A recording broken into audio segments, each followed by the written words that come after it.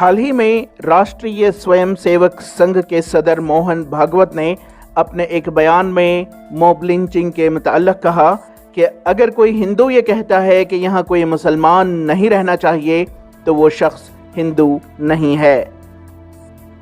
मोहन भागवत के इस बयान की social democratic party of India के कौमी नायब सदर एडवोकेट शरफुद्दीन अहमद ने शदीद मजम्मत की और इस बयान को गुमराहकुन करार दिया।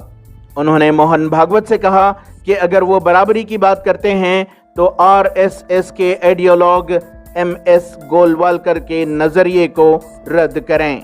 आरएसएस के हेड मोहन भागवत का जो बयान आया है वो बयान आई वॉशिंग है, लोगों को गुमराह करने वाला है, क्योंकि आज जो बैनुल-अक़वामी दबाव है वो आरएसएस और बीजेपी में बहुत ज़्यादा है, इसलिए वो गुमराहकुन बातें कर रहे हैं। सबको मालूम है कि जहाँ पर उन्होंने बयान दिया उसी से थोड़ी दूर पे एक गोश्त के मामले में, झूठे मामले में लिंचिंग की गई और उसके जो मुलजिमान थे उनको आरएसएस और बीजेपी ने बचाया। उसी तरह से पूरे मुल्क में लिंचिंग हो रही है, बेगुनाह मारे जा रहे हैं। आरएसएस ने कभी उसकी मजम्मत नहीं की और बीजेपी हमेशा प्रोटेक्शन दे रही है जो भी वहाँ पर तशद्दुद करने वाले हैं।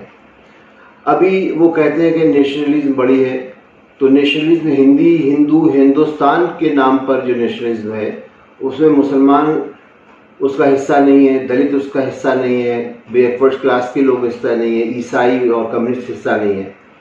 ये जो नेशनलिज्म के नाम पर मुसलमानों को शिकस्त देने की जो थ्योरी है गोलवलकर की, उसमें ये है कि मुसलमानों के हकूक़ हिंदुओं के बराबर नहीं होंगे।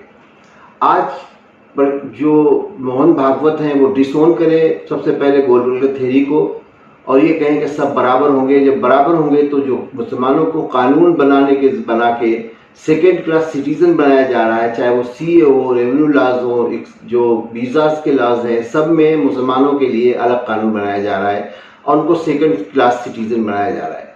तो ये जो मोहन भागवत की बातें हैं वो कॉन्स्टिट्यूशन के आड़ में इस मुल्क में हिंदुत्व को कायम करना चाहते हैं और Hindutva is not religion, it is a militant form of politics, जिसको तरगीब और जिसका प्रमोशन पूरी तौर से आरएसएस कर रही है।